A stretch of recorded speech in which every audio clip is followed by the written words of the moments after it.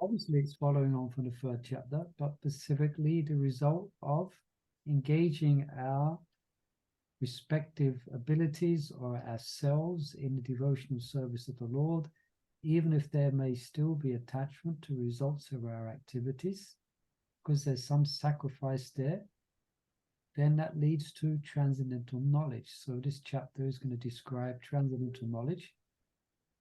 And transcendental knowledge, well, primarily it's about Krishna, about Krishna's appearance, when he appears, why he appears, etc.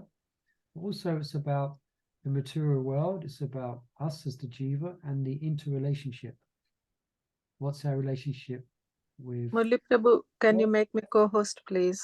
Okay, yes, I can. And I'm going to turn my camera on. Sorry, my camera was off. Okay, 1 second.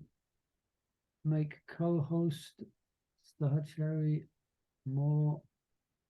Make co-host. Make co-host. Done. Hare Krishna. All right, so welcome. We're just giving a little synopsis coming in to continue in chapter 4, leading on from chapter 3, the results of engaging our karma in yoga, linking it to Krishna, is that one is blessed with transcendental knowledge, specifically knowledge about Krishna, about the soul's relationship with Krishna, Krishna's relationship with the material world, our relationship with the material world. Yeah, this is called, technically called, it's called Sambandha Gyan. Yeah. Knowledge of the self. Okay, so and for the I saw again, I always check out if there's any more people joining us before any more registered. So we had another 6 people registered. So welcome to those. There's only a few of us here at the moment. But anyway, welcome everyone. Welcome if you just joined us. You'll probably, if you just joined us, you'll see how we go about things. But basically, if you'd like to ask the question, please just unmute and ask away, no problems. Or you can just put in a chat, whichever you find easier. And if you like to read, then you can just raise your hand there. You have a raise your hand option on Zoom, which I'm sure you're all familiar with. So I can't see any hands for reading as of yet. So if someone would like to put the hand up for reading. So Sahachari Mother, thank you. So we're on text 5, but before we do, let's pay our obeisances to Srila Prabhupada. Nama Om Vishnu Padaya Krishna Vastaya Bhutale Nimati Bhakti Vedanta Swami Namane Namaste Sarasati Devi Gauravani Chaline Nivasesha Sunyavadi Pashtatara Sataline Jai Sri Krishna Chaitanya Prabhu Nityananda Shri Advaita Gadadhar Shiva Sari Gaura Bhakta Vrinda Hare Krishna Krishna Krishna Hare Hare Hare Ram Ram Hare Hare. Okay, so let me share my screen just in case someone might not have access to Bhagavad Gita. So here comes the Bhagavad Gita on your screen for your convenience. And you can see just there at the bottom of the page, chapter 4, text 5, Sri Bhagavan Vacha. And it goes here. Okay, so here we go. So remember, I'd like to encourage discussion. Any questions, you're quite welcome to ask. And if you have any questions, you can ask on a chat as well. So I'm saying welcome quite a few times because people are coming in by the second. So I'd like to welcome everyone. Okay, now we'll stop the welcomes and we'll dive into the Bhagavad Gita. Okay, Mother Sahachari, please. Thank you. Please lead Sri the way. Bhagavan Vacha Bahuname Vyatitani Janma Tavachana Tanyaham Veda Sarvani Natvam Veta Parantapa. The personality of Godhead said, many, many births, both you and me, I have passed. I can remember all of them, but you cannot. O subduer of the enemy. Purport. In the Brahma Samhita 533, we have information of many, many incarnations of the Lord. It is stated there, I worship the Supreme Personality of Godhead, Govinda, who is the original person, absolute, infallible, without beginning. Although expanded into unlimited forms, he is still the same original, the oldest, and the person always appearing as a fresh youth, such eternal, blissful, all-knowing forms of the Lord are usually not understood by even the best Vedic scholars, but they are always manifest to pure, unalloyed devotees. It is also stated in the Brahma Samhita 539. I worship the Supreme Personality of Godhead, Govinda, who is always situated in various incarnations such as Rama, Narasimha, and many sub-incarnations as well. But who is the original personality of Godhead known as Krishna, and who incarnates personally also? In the Vedas, also it is said that the Lord, although one without a second, manifests himself in innumerable forms. He is like the Vaidurya stone, which changes color yet still remains one. All those multiforms are understood by the pure unalloyed devotees, but not by a simple study of the Vedas. Vedeshu durlabam adurlabam atma bhaktau. Oh, Devotees like Arjuna are constant companions of the Lord, and whenever the Lord incarnates, the associate devotees also incarnate in order to serve the Lord in different capacities. Arjuna is one of these devotees, and in this verse, it is understood that some millions of years ago, when Lord Krishna spoke about Bhagavad Gita to the sun god Vaivaswan, Arjuna in a different capacity was also present. But the difference between the Lord and Arjuna is that the Lord remembered the incidents, whereas Arjuna could not remember. That is the difference between the part and parcel living entity and the Supreme Lord. Although Arjuna is addressed herein as the mighty hero who could subdue the enemies, he is unable to recall what had happened in his various births. Therefore, a living entity, however great he may be in the material estimation, can never equal to the Supreme Lord. Anyone who is a constant companion of the Lord is certainly a liberated person, but he cannot be equal to the Lord. The Lord is described in the Brahma Samhita as infallible, Achyuta, which means that he never forgets himself, even though he is in material contact. Therefore, the Lord and the living entity can never be equal in all respects. Even if the living entity is as liberated as Arjuna, although Arjuna is a devotee of the Lord, he sometimes forgets the nature of the Lord, but by the divine grace of devotee, can at once understand the infallible condition of the Lord. Whereas a non-devotee or a demon cannot understand this transcendental nature. Consequently, these descriptions in the Gita cannot be understood by the demonic brains. Krishna remembered acts which are performed by him millions of years before, but Arjuna could not, despite the fact that both Krishna and Arjuna are eternal in nature. We may also note herein that a living entity forgets everything due to his change of body, but the Lord remembers because he does not change. He is Sachidananda body. He is Advaita, which means there is no distinction between his body and himself. Everything in relation to him is spirit, whereas the conditioned soul is different from his material body. And because the Lord's body and self are identical, his position is always different from that of the ordinary living entity, even when he descends to the material platform. The demons cannot adjust themselves to this transcendental nature of the Lord, which the Lord himself explains in the following verse. Thank you. okay, thank you. Very nice reading. Very clear. Okay, thank you. Any specific questions here? Or any reflections? Krishna's answering Arjuna's question. Arjuna, and remember, the last verse we read that Arjuna is asking on behalf of people in general. Yeah, because Krishna has explained that he gave this knowledge to the sun god, the Vivaswan. So Vivaswan obviously was thousands of years ago. So in Krishna's manifest pastimes, Krishna appeared at a certain time after Vivaswan. So he's asking Krishna, how is it that you instructed this science to Vivaswan? So on our behalf, he's asking that question. So now, as I mentioned yesterday, in the next few verses, Krishna's going to be explaining his transcendental position. So, and it's much different than our position. Yeah, we have a tendency to forget. Krishna remembers everything described here. Many births both you and I have passed. I remember all of them, but you cannot, O subduer of the enemy. So anyone had the experience of forgetting something? No? It's our nature. We're forgetful. And especially, also, this is mentioned in the next verse as well. But specifically, yeah. Specifically, the process of death itself, the effect of that is that the jiva loses his specific memory of the previous life, although the impressions carry forward in the next life.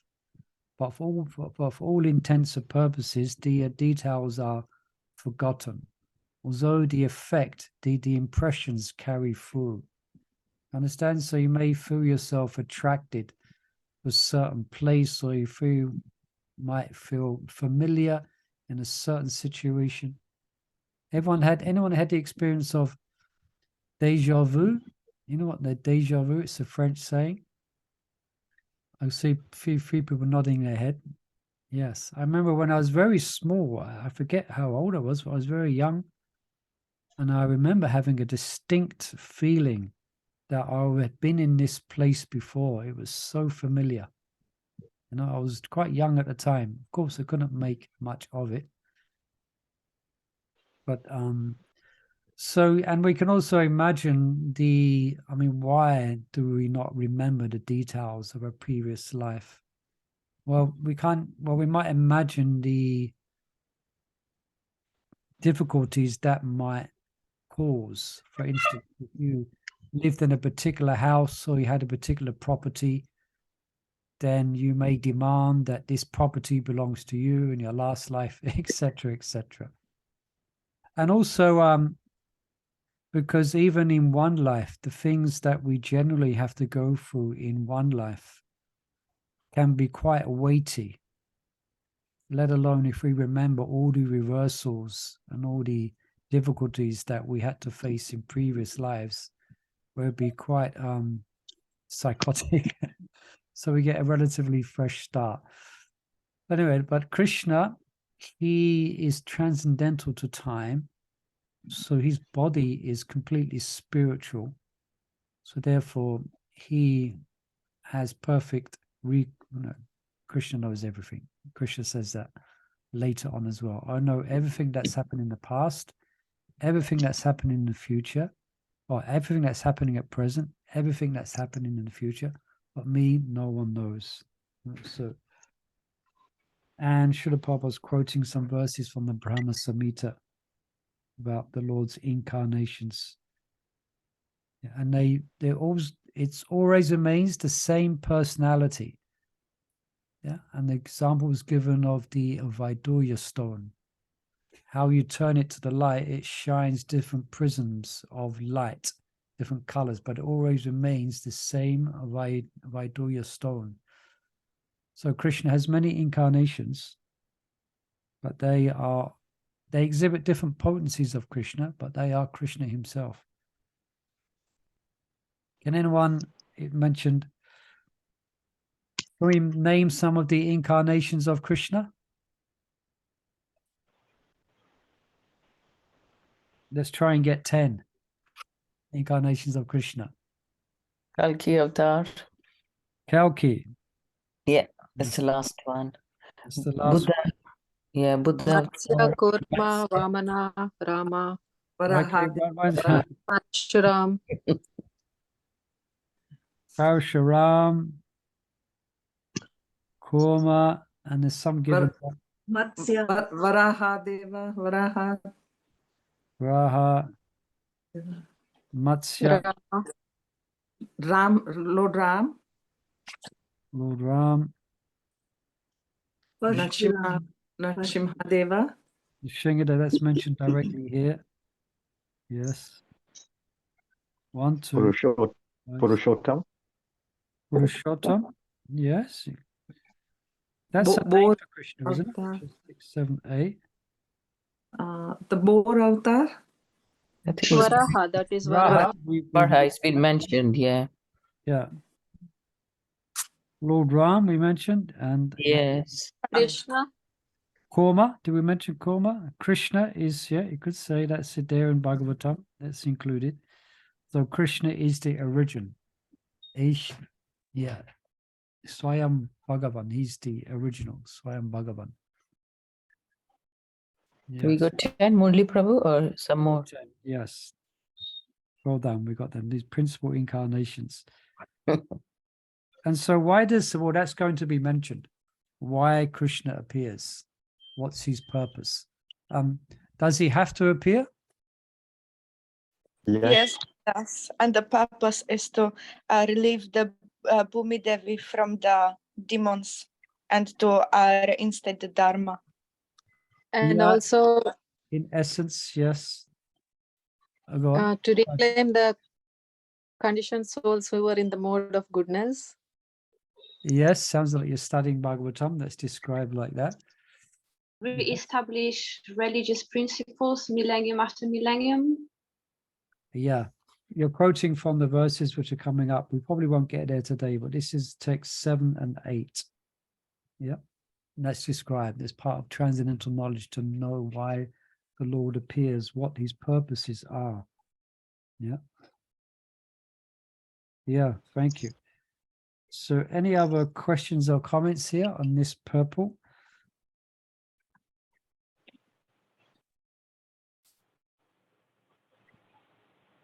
Yes, Prabhu, Hare Krishna. Please, yes, I'm just looking. Prabhupada. I've actually listened earlier today, Mahavishnu Maharaj giving class in the Czech Republic in one of the temples, and he said that he had a good brother who had brothers, same parents, yeah, and the brother actually died during a motorbike accident, but then later on, him and the wife got a child, and the child actually remembered that in the previous life he was the brother of the father, that he was actually the person who was in the motorbike accident, and he remembered that the parents were his parents in the previous life. Yeah, I'm sure most of us have heard of that type of thing. There's many accounts like that, and normally it's normally young children who have these memories, but as they grow older, they tend to fade. So even from a material perspective, there has been studies done on this as well, of children who have past life memories. Yes. There's many stories. There's one scientist called Ian Stevenson. He's since passed away now, but he did a study on this, and he from his point of view, he had concluded he had proof of children living previously in previous lives. So it's often an interesting subject. But the point is, as we understand from second chapter, we are eternal. So we've had many, many lives. So I'm trying to make this one the last one. That is the idea. Yeah. All right. Anything else from here? Otherwise, we can read on the next verse. It's quite a long purple. It's a lengthy purple. Okay, then let's go on to text 6. I saw a hand there was Anupama. You like to read text 6? Yes, Hare Krishna, Prabhu. Hare Krishna. Text 6, yes, Prabhu? Yes, please. Oh, say, okay. Although I'm unborn and my transcendental body never deteriorates, and although I'm the Lord of all living entities, I still appear in every millennium in my original transcendental form. The Lord has spoken about the peculiarity of his birth. Although he may appear like an ordinary person, he remembers everything of his many, many past births, whereas a common man cannot remember what he has done even a few hours before. If someone is asked what he did exactly at the same time one day earlier, it would be very difficult for a common man to answer immediately. He would surely have to dredge his memory to recall what he was doing exactly at the same time one day before. And yet, men often dare claim to be God or Krishna.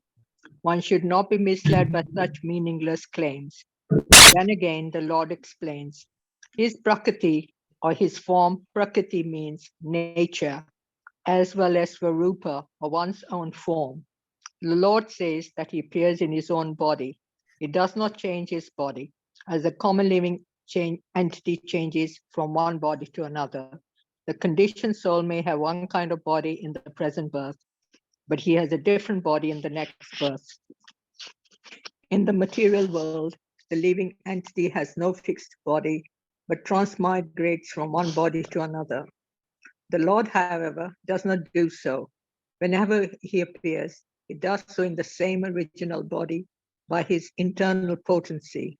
In other words, Krishna appears in this material world in his original eternal form, with two hands holding a flute. He appears exactly in his eternal body, uncontaminated by this material world.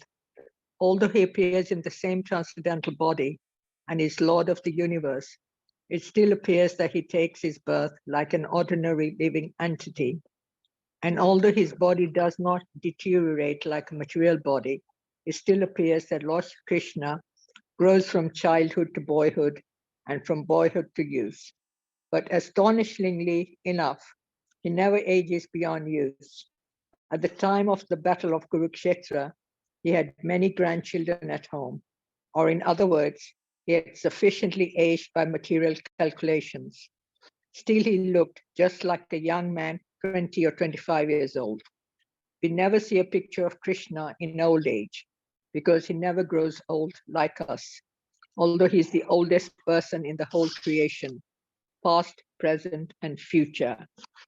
Neither his body nor his intelligence ever deteriorates or changes. Therefore, it is clear that in spite of his being in the material world, he is the same unborn, eternal form of bliss and knowledge, changeless in his transcendental body and intelligence. Factually, his appearance and disappearance is like the sun's rising, moving before us and then disappearing from our eyesight. When the sun is out of sight, we think that the sun is set. And when the sun is before our eyes, we think that the sun is on the horizon. Actually, the sun is always in its fixed position, but owing to our defective, insufficient senses, we calculate the appearance and disappearance of the sun in the sky. And because Lord Krishna's appearance and disappearance are completely different from that of any ordinary common living entity, it is evident that he is eternal, blissful knowledge by his internal potency, and he is never contaminated by material nature. The Vedas also confirm that the Supreme Personality of Godhead is unborn, yet he still appears to take his birth in multi-manifestations. The Vedic supplementary literatures also confirm that even though the Lord appears to be taking his birth, he is still without change of body. In the Bhagavatam, he appears before his mother as Narayana, with 4 hands and the decorations of the 6 kinds of full opulences. His appearance in his original eternal form is his causeless mercy bestowed upon the living entities so that they can concentrate on the Supreme Lord as he is, and not on mental concoctions or imaginations, which the impersonalist wrongly thinks the Lord forms to be. The word Maya or Atma Maya refers to the Lord's causeless mercy according to the Vishwa Kosha dictionary. The Lord is conscious of all his previous appearances and disappearances, but a common living entity forgets everything about his past body as soon as he gets another body. He's the Lord of all living entities because he performs wonderful and superhuman activities while he's on this earth. Therefore, the Lord is always the same, absolute truth, and is without differentiation between his form and self, or between his quality and body. A question may now be raised as to why the Lord appears and disappears in this world. This is explained in the next verse. Okay, thank you. So as we mentioned, that's going to be explained why he appears. And very much as we was discussing, yes, the Lord is transcendental. So therefore he is completely, he is not forced to take birth. We are very much forced to take birth by dint of our specific karma or our specific activities. So we take birth in a particular time, in a particular place, in a particular circumstance, but not Krishna. That's what he's saying. Ajo Pishan Avyatma. So he is unborn. He has a transcendental body. So it's not, as we know, it's not subject to old age, and it's described here that Krishna had specifically, he was while on the battlefield of Kurukshetra, he had many grandchildren. He had sufficiently aged by material calculation. From the material perspective, how many years did Krishna stay on planet Earth?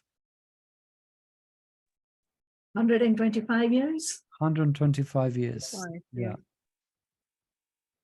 That's from the material perspective, but actually, and not just Krishna, but his associates as well. They exist in eternal spiritual forms.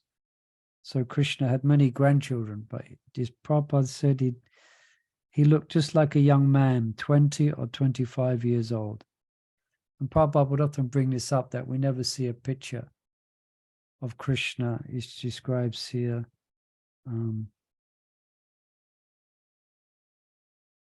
in old age, because he never grows old. Yeah.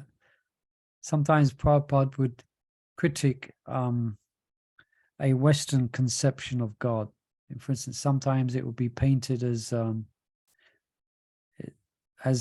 Lord holding up the universes with great endeavor. Yeah?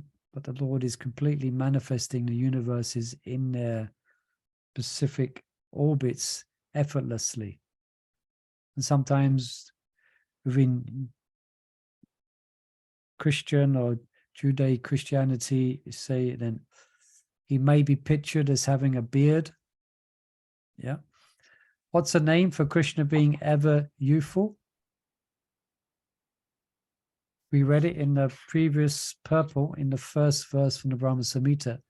It's mentioned, if you look back there, there's two words which describe someone who is eternally youthful.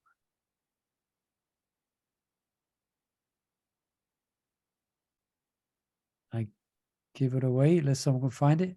Nava Yovanam. Yeah.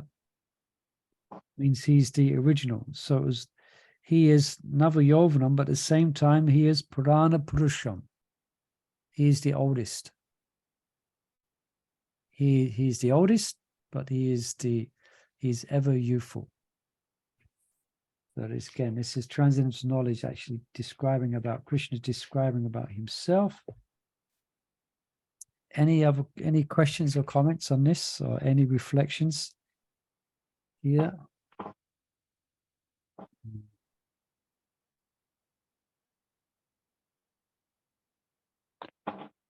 Hare Krishna, Prabhu. Hare Krishna, yes, I just was gonna, yes, please. Just wanted to ask you about the associates of Krishna when they come with him.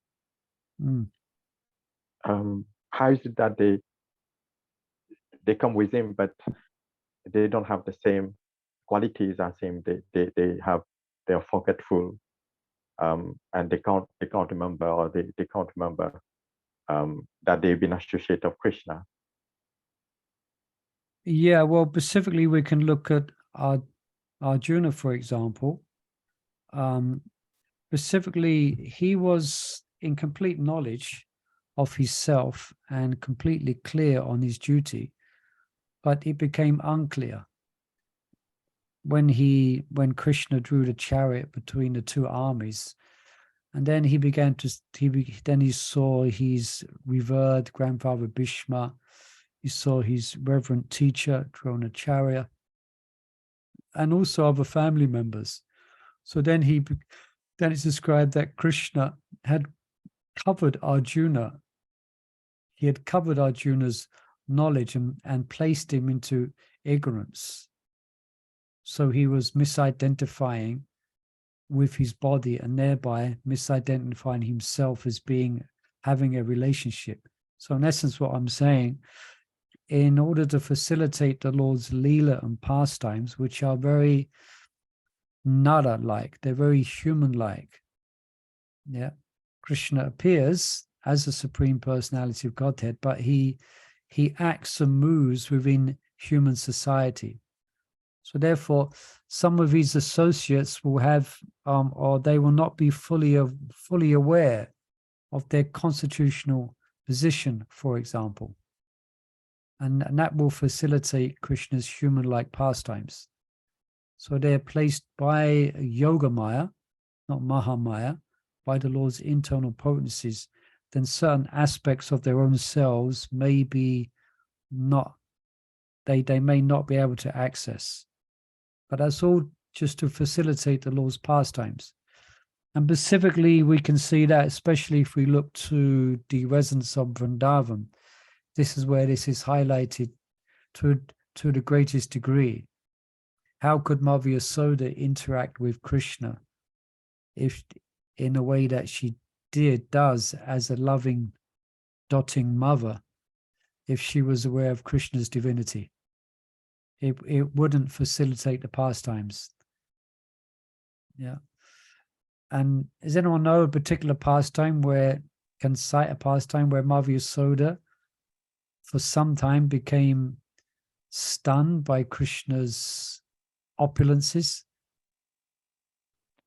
Yes, I think when Krishna opened his mouth and Yasodhamaya saw That's it, yeah. the universe in his mouth. Yes, thank you, Pitambara. Yeah, I just read that recently, and what she saw was quite amazing. She saw all the elements, she saw all the planets, she saw all living beings, she saw everything within the universe, she saw within Krishna's mouth. And she became quite awed and became a little bit she became a little bit bewildered.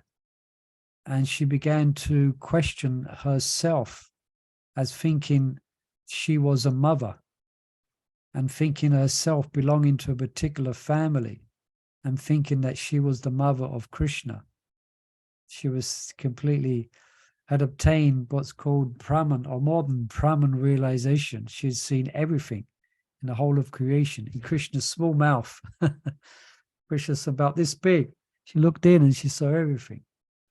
But then it's described that again, the Lord not seeing this as favorable for her loving relationship with him, then he manifests his sweetness as a loving young child. And then Mother Yasoda looked at Krishna's face, his sweet face and his lotus eyes, and her heart melted in motherly affection. And she put what she saw aside and became overwhelmed with Vatsalya Bhav, it's called. Yeah, her parental affection for Krishna. So in answer to the question, that's basically why Krishna's associates come, and they may be not fully aware. They may be in some situations, and sometimes not, in order to facilitate Krishna's pastimes. Anyone else on that? Did that answer the question, Ruji? Thank you, Prabhu. Thank you. Yeah, because Krishna always comes with his associates. And actually, Krishna's associates in Dwarka, for example, his queens, they had they had knowledge of Krishna's divinity. So a lot of Krishna's sons, for example, some of them were very, very reverential towards their father. Very reverential towards their father. And they would have, and the queens would have a different relationship with Krishna, but their mood was very awe and reverence. Yeah, but in Vrindavan, it's different, as we know. And that's how Krishna prefers it, actually. As we understand, Krishna prefers that type of, but Krishna likes it when he's not treated as the all-pervading Supreme Personality of Godhead, but as being dependent upon his mother. So that's Vrindavan. Yeah. Thank you. Any other comments or reflections on this?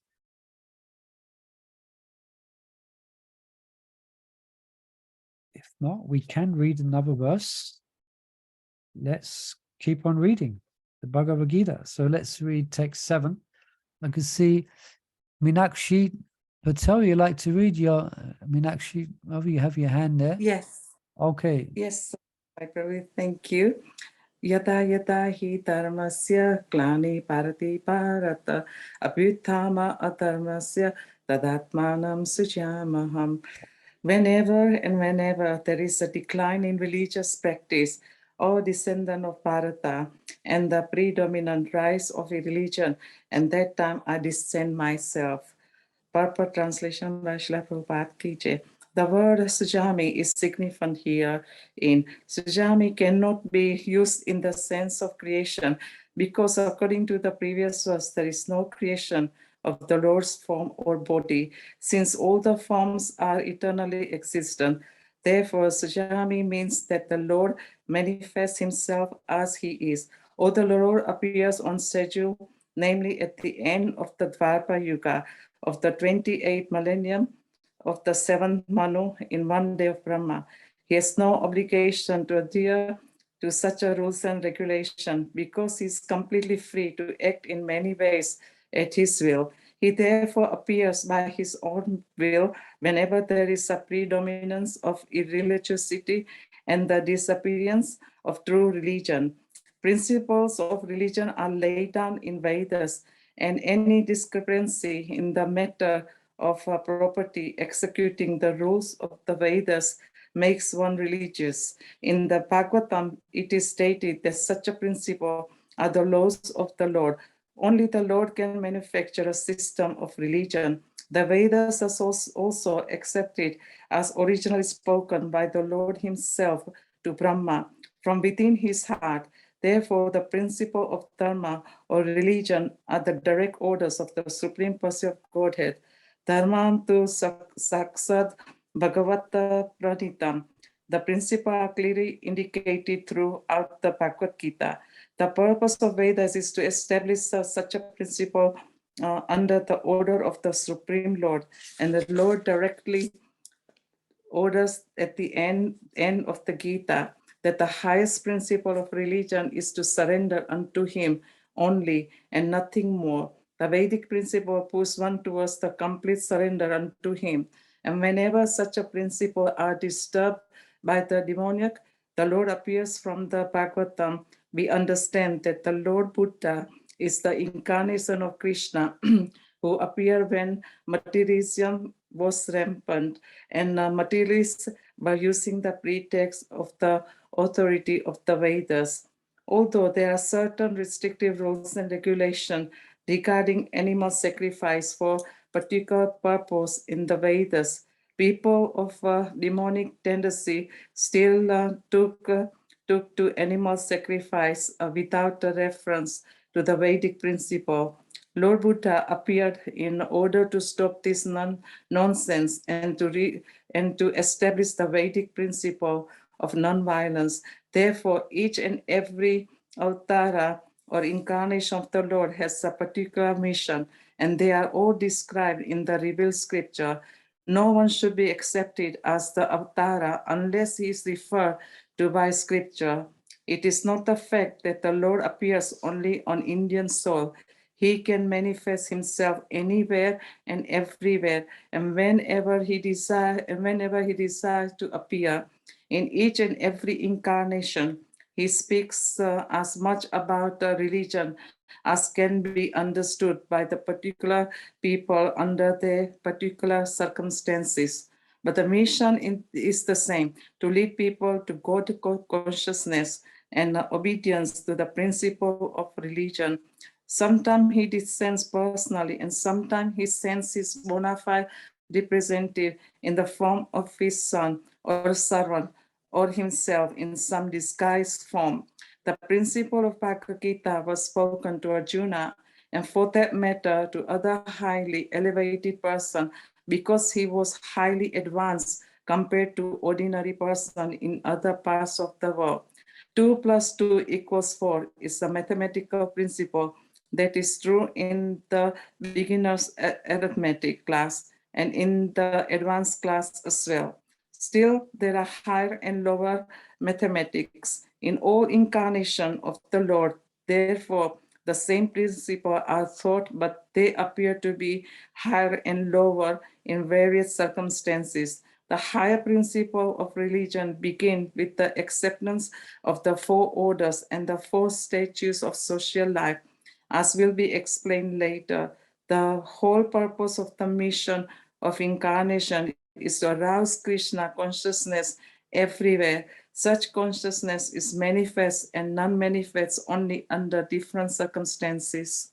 Okay, thank you, Hare Krishna. So I'm sure perhaps many of us are aware of, probably know this verse. A lot of people know these two verses, Yada Yada Hidamasha and text 8, Ritnaya Sadunam Vanashyata Diskritam.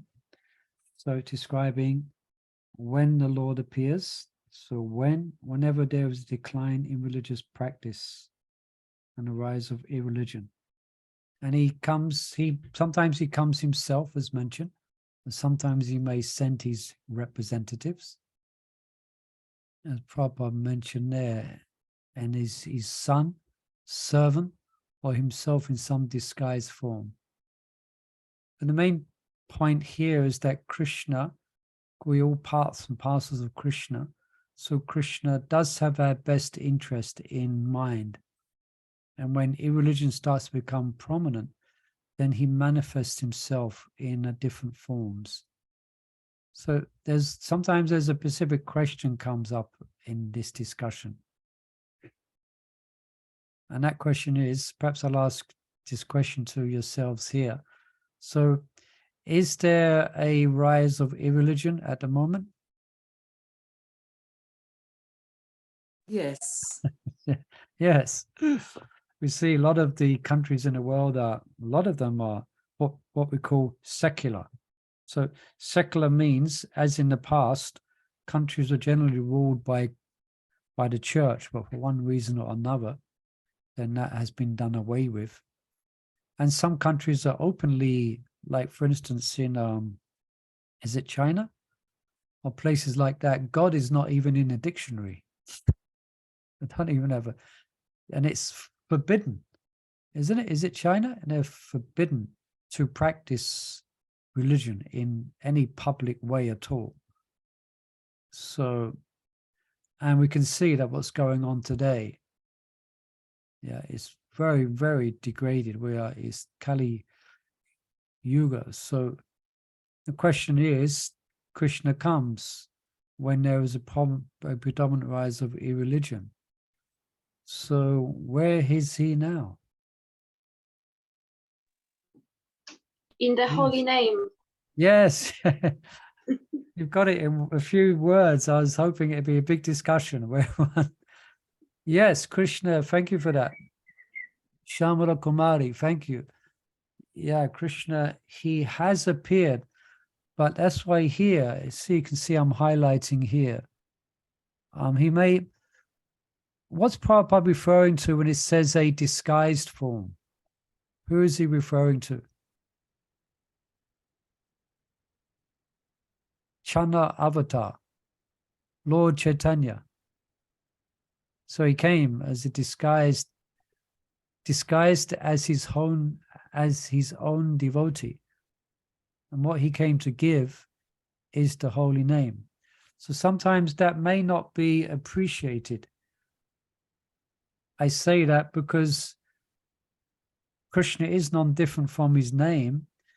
And the point I'm saying here is that we can perceive that to that degree that we're chanting with attention and free from offense. So Krishna is fully manifest in the form of his name, but it's a very intriguing form. A very intriguing form because anyone can take Krishna's name. So the point I'm trying to make is that just like when Krishna was personally present, say in Vrindavan, then for instance, when different demons were sent by Kamsa, then they would, in their loving devotional attitude, in their dependence, they would call out for Krishna. And then Krishna would protect them. So in the same way, we can feel Krishna's shelter we can feel Krishna's protection if we take shelter of him in the form of his holy name. So Krishna, yeah, sometimes he descends personally, sometimes he sends his bona fide representative in the form of his son. So who might Prabhupada be referring to there in the form of his son? Jesus Christ. Yeah, I think it's been quite charitable. Yeah, he's mentioning in an indirect way, perhaps we could say, Jesus. Yeah. And also Prabhupada would give credence, so we read in the Vedic scriptures and we accept, so therefore we accept, for instance, that the Lord may appear, like for instance, as Jesus or different here, describe, yeah. In each and every incarnation, he speaks as much about religion as can be understood by particular people under their particular circumstances. Okay, so there are differences in religion. For instance, if you want to make a comparison between Islam and Hinduism and Christianity, you're obviously going to see some differences. But actually, if we really look closely and if we have a broader perspective, we can understand that the mission is basically the same. It's to bring people towards the good, bring people towards righteousness, bring people towards the shelter of God. So, any questions or comments on this subject? Prabhupada is kind of bringing this up. Prabhupada is not being, what's the word? He's not being inclusive, or he's not being exclusive. He's not saying we have the only path. We have the only, Krishna is, Krishna is, the Krishna consciousness is the only way. Well, in one sense it is to understand Krishna personally, but Krishna will manifest and manifest different religious principles as he did through Lord Jesus Christ. So that takes sometimes when you speak to persons from other religious faiths, they find it difficult to accept because they're very, I use the word, they're very exclusive. There's these two words, inclusive or exclusive. So we have the exclusive rights to God. But inclusive means all different persons are on their different paths. We accept them, of course, according to the degree that they follow dharmic principles, because there's many speculations as well. That's why Prabhupada mentioned here on the previous verse, religious principles are done according to scripture, followed according to scripture. Yes. I can't quite put my finger on it now, but he mentioned it in this purport, I think. Yes. Any other questions or comments on this? Just something Yes. I wanted to highlight, Prabhu.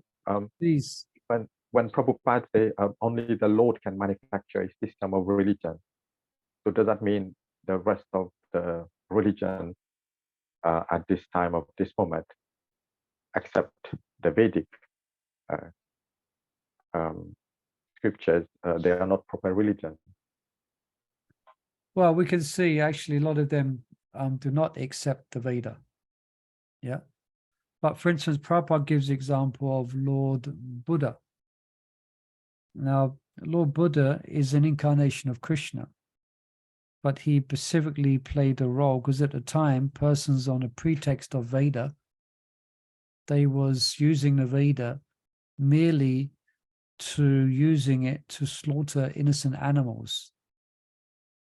So then he came as Lord Buddha, is Krishna himself, and he came and he derided, or he's known as Nashtik, that he didn't accept the authority of the Vedas, except instead he gave just principles of ahimsa.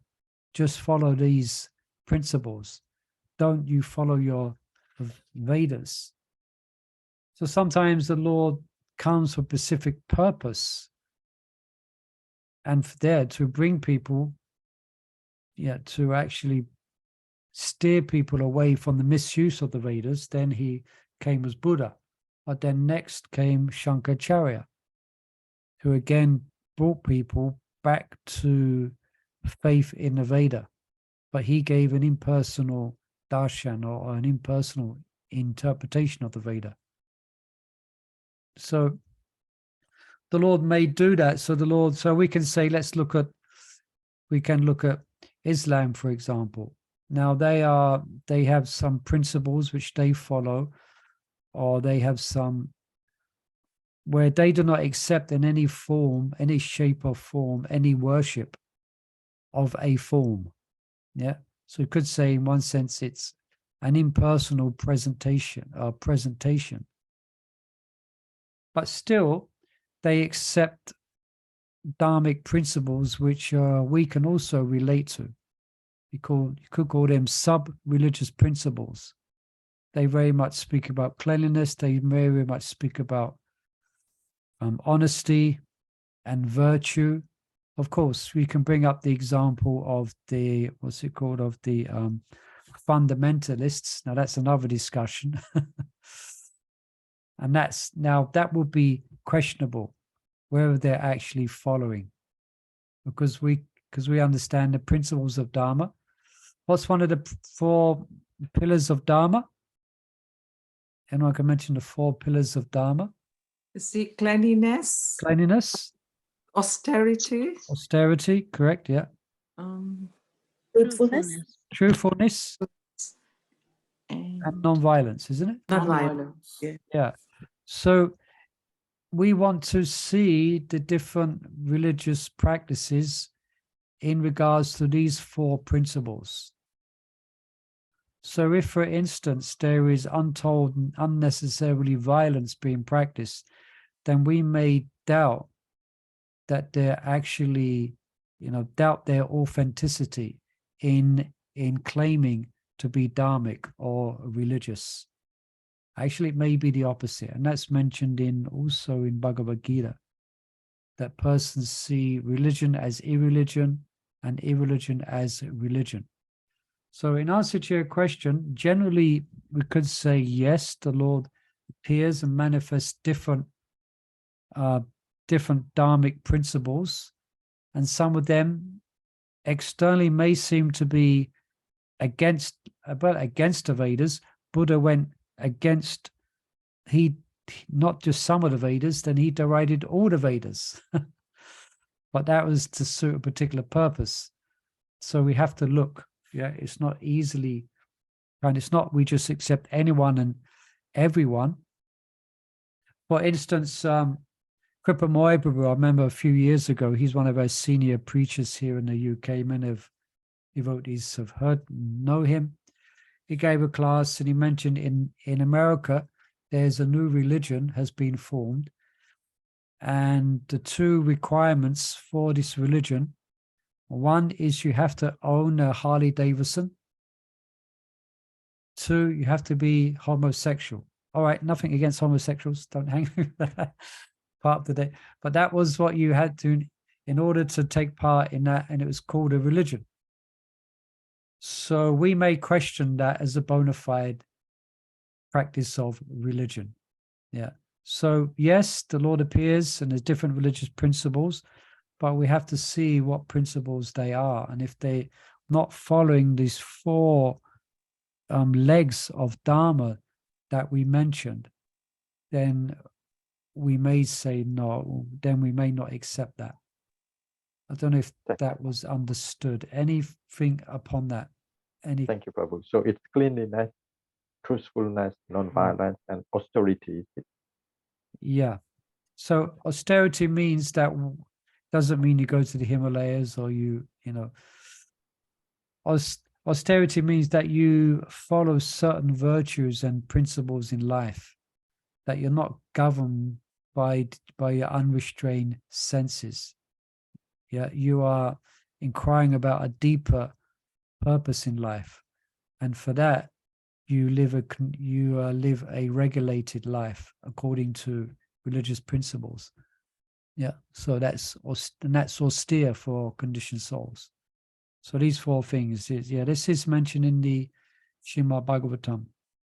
These 4 principles of Dharma, 4 principles of religion. So we can judge things, judge different religious spiritual practices according to these 4 principles. But the essence is, as what would Prabhupada often say when he would meet persons of other faiths? Anyone can say what was Prabhupada's general approach?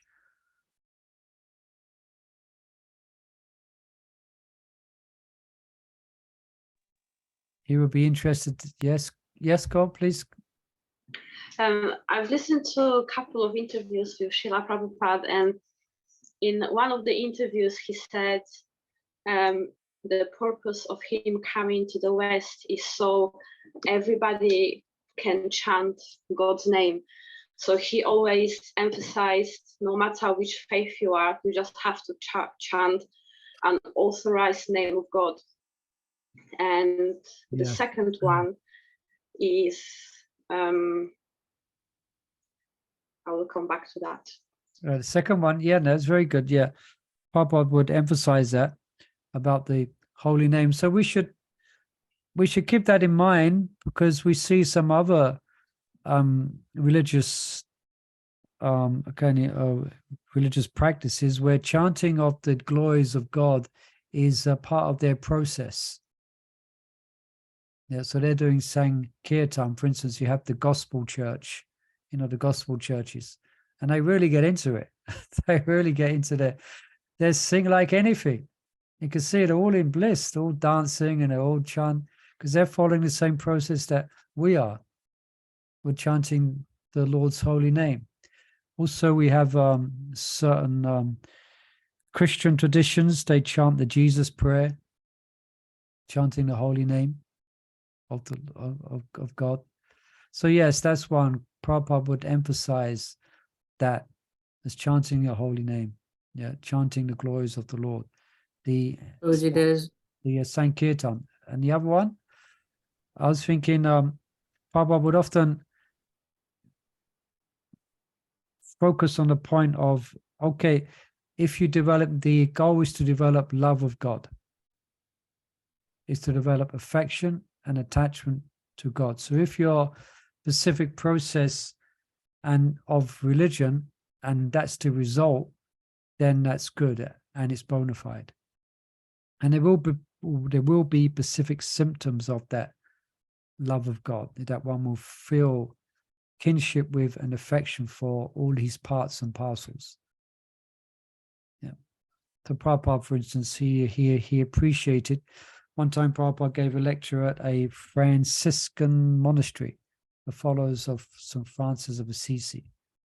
So as you know, he was famous for having this vision and feeling empathy for all animals, trees and birds. Yeah, you saw them always being parts and parcels of God. So Prabhupada very much appreciated that. Yes, so these 2 points, the holy name, and if your religious practice brings you to affection and love for God, then to that degree that it does, then it's bona fide. So that's another way to judge. We have these 4 we've read the 4 dharmic principles, and also these other 2 points as well.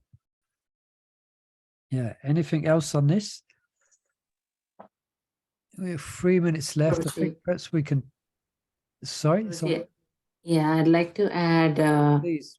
They came to know that there's one more religion which tries to inculcate this name of God, which is Sikhism. They call it Simran. They like we chant Hare Krishna, Krishna Krishna, Hare Hare. Hare Ram, Ram Ram, Hare Hare. They chant Vaheguru, Vaheguru, Vaheguru. Yeah. Yeah. And they also do a lot of bhajan, isn't it? They also do a lot of bhajan and sing various other songs as well. Yes. And that Vaheguru is actually composed of incarnations of Vishnu. Actually, Va Vishnu, No. A represents Hari, Ga represents Govind, and Ra represents Ram. So Va, He, Guru. Yeah. So it's like all names of the incarnations of Krishna. Yeah. So very good. This like here's an example of how we can see the unification. Often the differences are emphasized, but actually we can see there is quite a bit that different religions may have in common, and specifically the holy name in this specific age, whether it's Sikhs or persons in the gospel church or whatever it may be, chanting of the holy name is the easiest way of practice. And that's, as we mentioned before, that's Krishna's manifestation in this age. That's God's manifestation. That's why it's imbued with so much joy. Yeah, that's why it's imbued with so much potency, because that's how he's manifest in this specific age. Anything else on this verse here? Yes, please. I just wanted to ask you, Prabhu, but I don't think we will have time to discuss that. I just want to discuss Go ahead, try. the 20th millennium of the 7th Manu. Say that again? The 28th millennium of the 7th Manu. So are we still in the 7th Manu? I don't know. I'd have to look. I have to look up that. Anyone know if we're still in that same Manu? Because I know that it's 14th Manu, isn't it? Yeah, I think we are. I'll have to ask one of our astrologer devotees. Thank you, Prabhu. Sorry, I couldn't answer, Tom, but I think we are. I can confirm that. Perhaps next Tuesday. Next session, yeah. All right, let's pause there then. So thank you for joining us. This little break or this little 1 hour is very nice. It'll pick up hearing Bhagavad Gita. We've heard some important verses today. Which verse did we finish on? We finished on verse 7. 7. Oh, 7. Yeah. So then next week we'll begin with text 8. Okay, and if you've got any further comments or anything to share on this, you're quite welcome to do so. We'll put it up on the YouTube thing tomorrow, so you can add any further things you'd like to add, then please do. Okay, thank you for joining us, and look forward to next Tuesday, and we'll continue our Bhagavad Gita Katha. All right, Srila Prabhupada ki jai. Jai. Thank you, Prabhu, so much. Thank you. Prabhu. Thank you. Hare Krishna.